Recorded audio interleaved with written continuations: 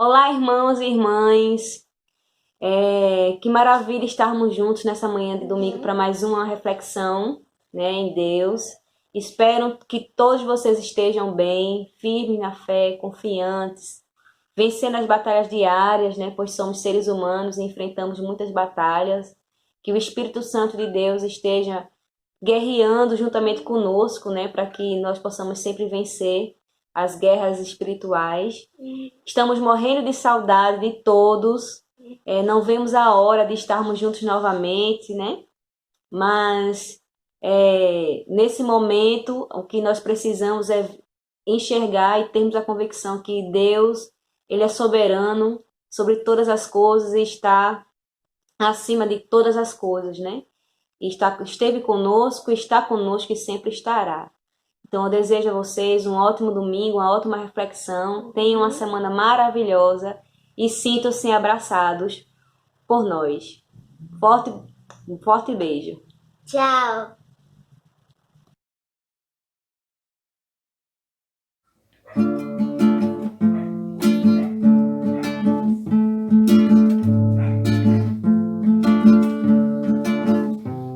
O Senhor é a minha força, meu escudo e salvação.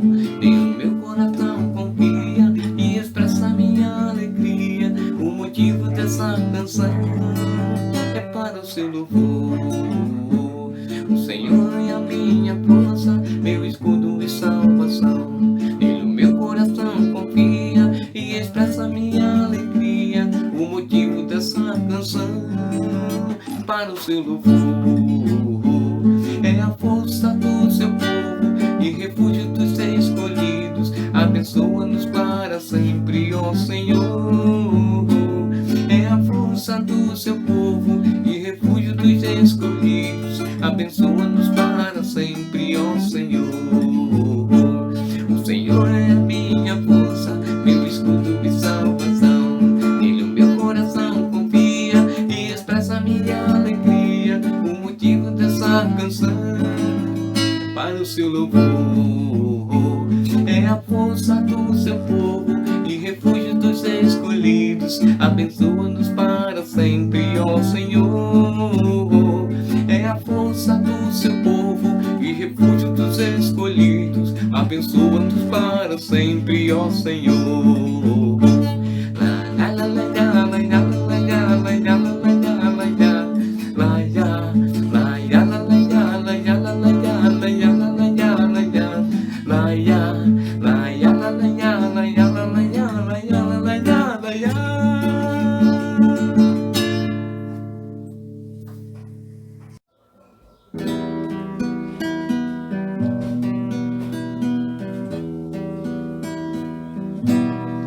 Quero adorar-te, quero louvar-te, Jesus Senhor. Quero adorar-te, quero louvar-te, Jesus Senhor. Em nossa fraqueza, força é o Santo Espírito guia aos fiéis. Quero adorar-te, quero louvar-te, Jesus Senhor. Quero adorar-te, quero louvar-te, Jesus Senhor. Confiamos em Cristo, príncipe da paz, amor, alegria e apoio nos traz. Quero adorar-te, quero louvar-te, Jesus Senhor. Quero adorar-te, quero louvar-te, Jesus Senhor. A sua palavra é nosso prazer e na caminhada vou sempre aprender.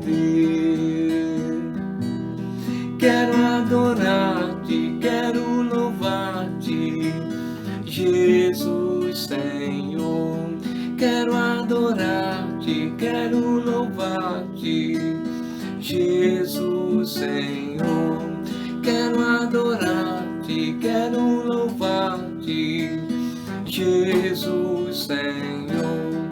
Quero adorar-te, quero louvar-te, Jesus Senhor.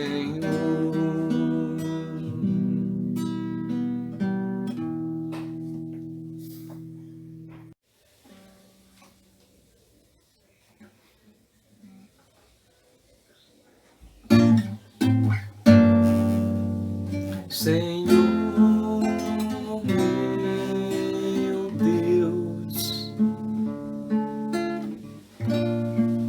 perdoa o meu pecado. Senhor, meu Deus, já que sou teu santuário, fortalece a minha fé, renova o meu coração, fortalece a minha fé,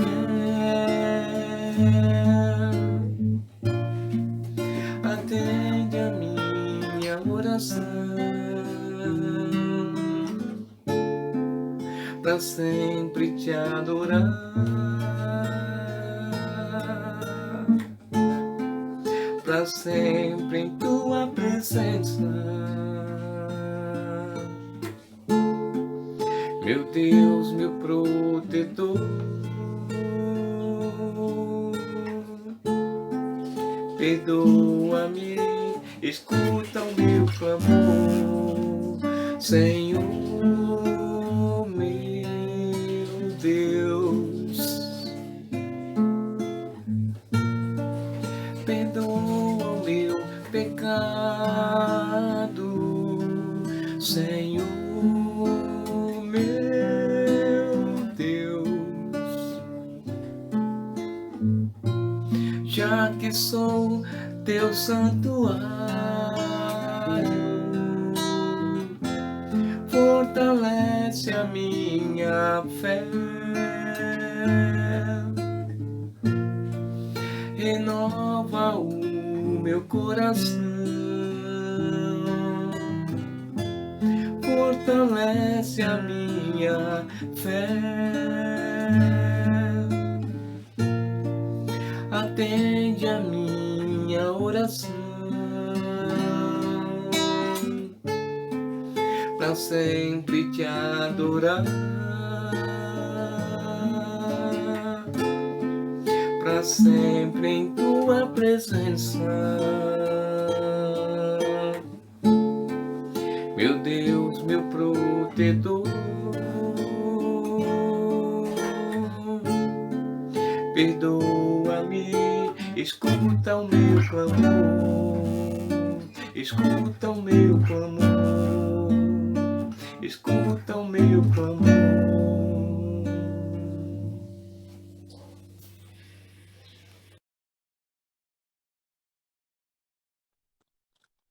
Olá, meus irmãos. Esse é o momento da nossa Santa Ceia. É o momento de lembrarmos do sacrifício de Cristo. E gostaria de compartilhar com vocês alguns aspectos importantes sobre a Santa Ceia. Então, que possamos, nesse momento, ao comer do pão que representa o corpo de Cristo, e o suco de uva que representa o seu precioso sangue, que possamos lembrar de cada um aspecto desse que será compartilhado. E o primeiro aspecto é memorial. A Santa Ceia, ela é um memorial. E as palavras de Cristo afirmam isso. Em Lucas, capítulo 22, versículo 19, está escrito: E tomando o pão, dando graças, o partiu e lhes deu, dizendo: Isto é o meu corpo, oferecido por vós. Fazei isto em memória de mim. Cristo deixou bem claro que naquele momento de lembrarmos do sofrimento de Jesus por nós, e reconhecermos como o Senhor de nossas vidas. Então, outro aspecto importante, meus irmãos, é que a Santa Ceia, ela é uma preparação. A cada ceia que estamos nos preparando, ela representa exatamente, traz à nossa memória a volta de Jesus. Então ela nos prepara para essa volta. E eu tenho certeza que é por isso que devemos confessar os nossos pecados. Porque Cristo está exatamente esperando um coração preparado para a volta dele. Então, a Santa Ceia ela é uma preparação. A Santa Ceia ela também representa perseverança. Ao tomarmos, o suco de uva que representa o seu precioso sangue e comer do pão que representa seu corpo, temos a certeza da comunhão com os irmãos. Então, além de ser um memorial, além de ser uma preparação, ela também nos traz perseverança, né? Estarmos juntos, continuando servindo a Jesus. E isso também é um aspecto muito importante. Outro aspecto é exatamente sobre a comunhão entre os irmãos. E neste momento, nós estamos em comunhão. Realizando, esse memorial, vivendo esse memorial, esse momento em que Cristo estava junto com os apóstolos, estava se preparando, estava também anunciando, que o corpo dele, o seu sangue ia ser exatamente castigado, ia levar as nossas transgressões. Então, que nesse momento também representa isso, a comunhão entre nós.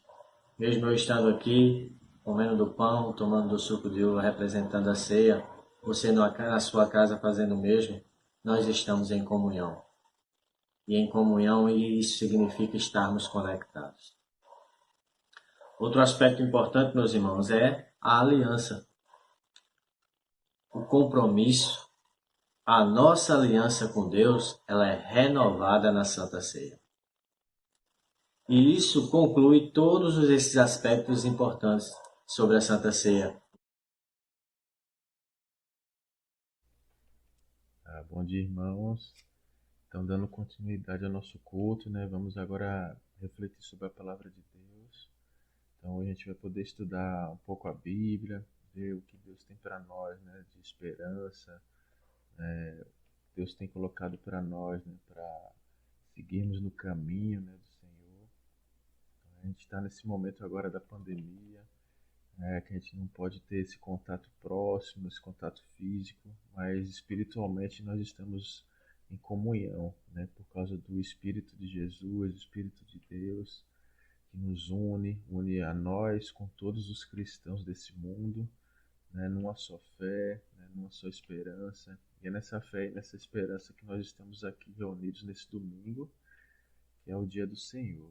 Esse domingo toda a cristandade se reúne para celebrar a ressurreição, a morte, a paixão de Jesus Cristo, que é a paixão de Deus por nossas vidas, Essa paixão que nos libertou, que abriu todas as portas, que nos separava de Deus, e hoje nós temos livre acesso ao coração do Pai, graças a esse amor de Jesus Cristo. Vamos começar essa aula então com uma oração. Vamos orar juntos. Senhor nosso Deus, muito obrigado por essa manhã, Pai, que estamos reunidos como igreja, na comunhão do Espírito, Pai, pelo poder do Senhor, Pai. Que o Senhor possa visitar cada coração, Pai, cada mente, Deus, com a Tua palavra, Pai, com o Teu Espírito, Pai, com o Teu poder, com o Teu amor, com a Tua consolação, Pai. Que o Senhor possa cuidar, Pai, da nossa fé, Pai, possa cuidar, Deus eterno, dos nossos corações, Pai. Que Jesus Cristo esteja presente em nossas vidas, Pai, mesmo nesse período conturbado, Pai. Que o Senhor nos ajude, Pai, a manter a nossa fé e esperança no Senhor, Pai. Muito obrigado por esse momento, que o Senhor nos abençoe e nos conduza. Oramos agradecidos em nome de Jesus, amém. Então, hoje nós vamos estudar um texto do Velho Testamento, que é um texto que fala sobre o profeta Elias, Então é um momento em que o profeta Elias ele surge no meio do povo com muito poder e transmite uma mensagem, né, de esperança para aquele povo num período de muita tribulação, um período de fome, de seca, escassez. Então a gente vai ler um texto que está em 1 Reis, capítulo 17, versículo 17. A gente vai ler até o versículo 24, né? Que é fala sobre a viúva de Sarepta. Sarepta é uma região da Palestina. E aí o profeta Elias ele está hospedado na casa dessa viúva, né? E antes disso ele já havia realizado um milagre, né, na casa dessa viúva, né? Ele multiplicou o azeite e a farinha, né, que estavam acabando. Eles estavam já com fome na casa, né? Estavam com escassez. A gente está vivendo um momento em que toda a região está sofrendo com uma grande seca, né? Com a escassez de chuva. E nesse período era um desastre, né? Você ter escassez de chuva. E segundo o profeta, era uma mensagem que estava muito ligada à idolatria que acontecia naquela região, inclusive na região, no povo de Israel, né? Então Deus ele estava mandando uma mensagem, né, através dessa provação, para que o povo se voltasse para Ele novamente. E o profeta ele tinha esse papel de ajudar o povo a olhar para Deus novamente, né, se levantar, né, do pecado, da idolatria, né, e se levantar para Deus. E aí, nesse momento, após esse milagre da multiplicação do azeite e da farinha, dias depois, aconteceu uma tragédia na casa dessa viúva que estava hospedando o profeta Elias. Então, no versículo 17 diz assim: Algum tempo depois, o filho da viúva ficou doente. Era um bebê, né? Esse filho. E aí continua: ele foi ficando cada vez pior e acabou morrendo. Então ela disse a Elias: Homem de Deus, o que o senhor tem contra mim?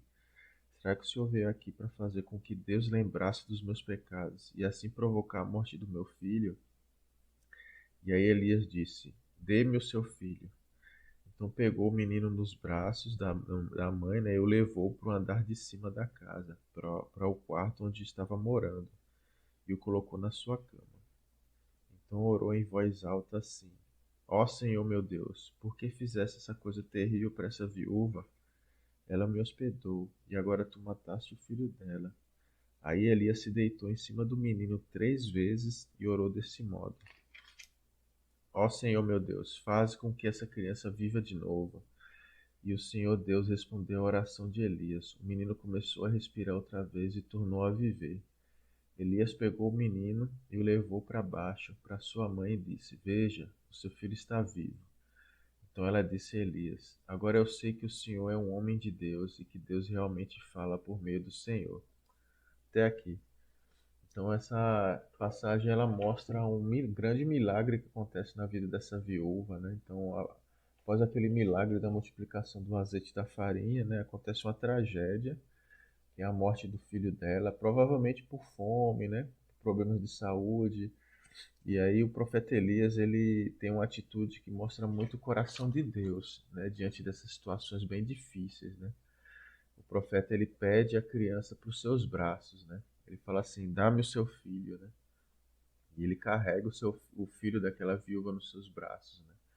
Ora a Deus, né? E aí Deus escuta a oração de Elias e a criança é ressuscitada, né? Novamente, ela volta à vida. Então, essa atitude de Elias, ela mostra muito esse coração que Deus tem, né? Com as nossas fragilidades, com a nossa morte, né? Então, no sentido, nós estávamos mortos espiritualmente, né? E aí Deus, ele pede a nossa morte para que ela se transformasse em vida, né? E ele faz isso através de Jesus Cristo. E aí nos ressuscita espiritualmente para Deus. Então, diante de Deus, por causa dos nossos pecados, da mesma forma nós estávamos mortos, né? Andávamos sem rumo, sem paradeiro, no fundo do poço, né? Na lama do pecado. E Deus através de Jesus Cristo, ele nos pede, né? Ele pede a nossa morte e transforma ela em vida, né? E aí Elias ele faz esse milagre na casa daquela viúva, né? E a partir daquilo ela consegue enxergar Deus, né, na vida daquele profeta, né? Então essa passagem é uma passagem muito importante, né, na vida do profeta Elias, né, na história do povo de Deus. E a partir dali Deus ele consegue realizar grandes milagres, né, naquela região. Depois de um tempo, né, a chuva volta a cair naquela região, o povo começa a se voltar para Deus aos poucos. E essa passagem é uma passagem que nos lembra muito, é uma passagem que Jesus ele faz um milagre muito parecido. E você vai encontrar essa passagem em Lucas, capítulo 7, versículo do 11 ao 17. Então a gente vai ver agora o livro de Lucas, que são os evangelhos, né? Então, na vida de Jesus, capítulo 7, versículo do 11 ao 17. É a ressurreição do filho da viúva de Naim, né? E aí no versículo 11 diz assim, ó, Jesus foi em seguida a uma cidade chamada Naim. Seus discípulos e uma numerosa multidão caminhavam com ele. Ao se aproximar da porta da cidade, coincidiu que levavam a enterrar um morto, filho único de mãe viúva, e grande multidão da cidade estava com ela. O Senhor, ao vê-la, né, Jesus, ficou comovido e disse, não chores. Depois, aproximando-se, tocou o esquife e os que o carregavam pararam. Disse ele então, jovem, eu te ordeno, levanta-te. E o morto sentou-se e começou a falar. E Jesus o entregou à sua mãe. Todos ficaram com muito medo e glorificaram a Deus, dizendo, um grande profeta surgiu entre nós e Deus visitou o seu povo.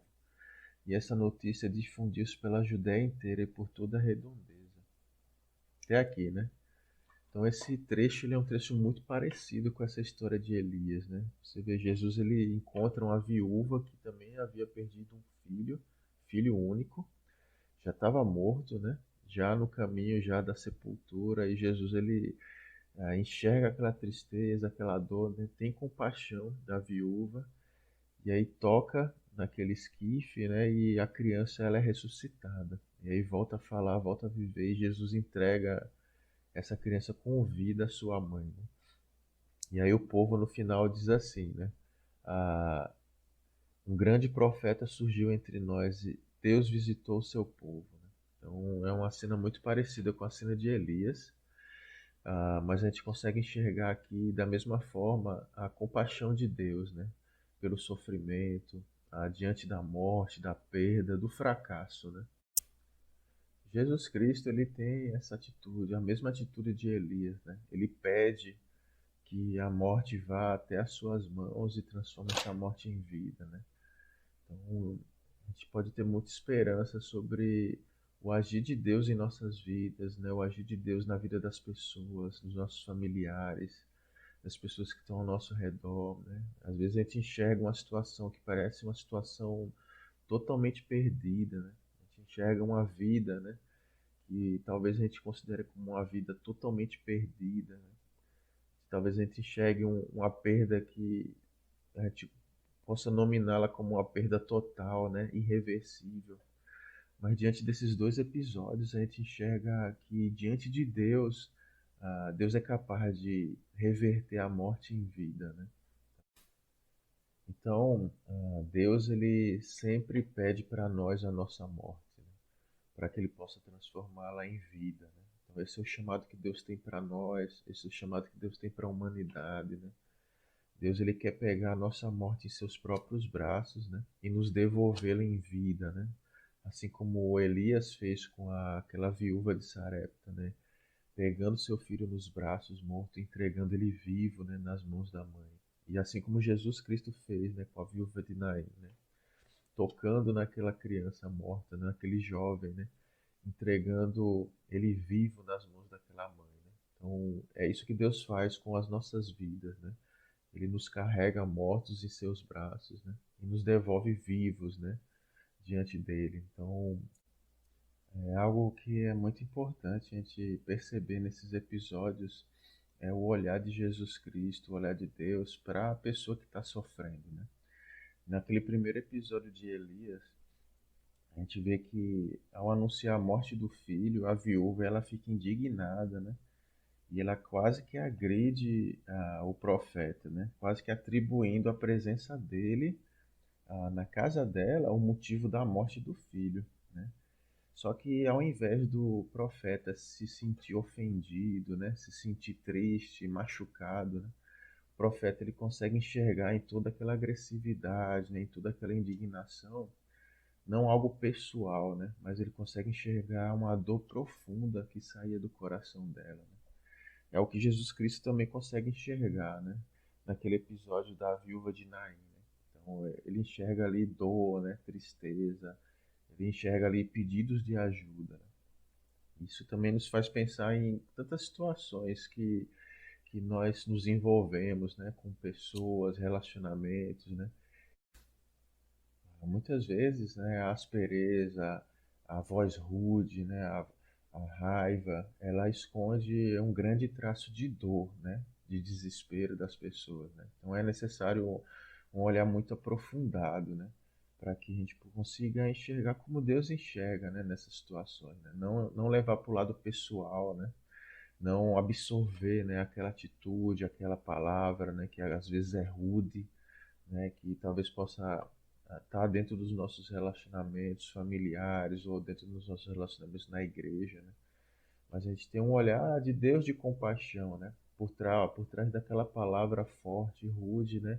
Existe um grande traço de dor, né? Então foi isso que Elias ele enxergou ali. Você vê que Elias em momento algum ele retruca a viúva, né? Ou ele tenta corrigir a viúva, mas ele pensa assim: eu vou aliviar aquela dor, né? Vou levar aquela morte para Deus, né? E Deus vai transformar aquela morte em vida, né? Então Jesus ele nos ressuscita da morte espiritual e nos dá a vida por suas mãos, por suas próprias mãos, né? E aí eu tenho algumas perguntas para a gente se fazer, né? Nessa manhã de domingo. E colocar essas perguntas diante de Deus, né? Com sinceridade, em oração, nos nossos pensamentos, né? O que em você está morto hoje, né? O que no seu caráter é um fracasso hoje? Que coisas você desistiu por achá-las irreversíveis, né, na sua vida? De que pessoas você desistiu ou se distanciou por achá-las como um caso perdido? Então, todas essas coisas elas podem ganhar vida se entregues nas mãos de Deus, né? Se entregues nas mãos de Jesus Cristo. Então, eu quero muito chamá-los a ter essa fé diante dos desafios do nosso caráter, do nosso coração, dos relacionamentos, da comunhão, do dia a dia, né? Entregar todas essas coisas a Deus, né? Mesmo que elas tenham aparência de morte, né? Mas com a fé de que Deus é capaz de pegar a morte em suas mãos e transformá-las em vida, né? Então, que Deus nos abençoe, cuide do nosso coração nesse período de pandemia, né, que Ele nos proteja, nos ajude a sermos zelosos e cuidadosos uns com os outros e que Ele cuide da nossa fé e do nosso amor. Então, nós vamos encerrar esse culto agora, vamos fazer uma oração agradecendo por esse domingo, né, e que essa semana ela seja repleta da presença do Senhor em nossas vidas, né, através das nossas devocionais, da nossa busca a Deus em oração, da nossa comunhão, dos nossos contatos uns com os outros, do nosso ânimo, né, que vamos receber e dar uns aos outros, né, movidos pelo poder do Espírito de Deus em nossa vida e no meio da sua igreja. Vamos fazer uma oração pelo culto de hoje. Senhor nosso Deus, muito obrigado por esse culto, agradecemos teu amor, Pai, agradecemos porque o Senhor nos transformou, Pai, da morte para a vida, Pai. Quando estudamos a Sua palavra, Pai, tomamos a decisão de sermos cristãos, fomos batizados, Deus, e continuamos com a fé no Seu Filho, Pai. Muito obrigado, Pai, que em todas as coisas em nossa vida, Pai, possamos entregá-las a Ti, Pai, em Suas mãos, Pai, para que você transforme elas em vida, Pai. Possamos olhar para a vida das pessoas ao nosso redor, Pai. Também, Pai, dedicá-las ao Senhor, Pai, para que o Senhor dê vida, Pai, a todas as pessoas que estão próximas a nós, Pai. Muito obrigado. Perdoa os nossos pecados, fica com a nossa semana. Seja uma semana repleta do Senhor e da comunhão do Teu Espírito. Muito obrigado, em nome de Jesus. Amém. Nosso culto está encerrado. Tenha uma ótima semana.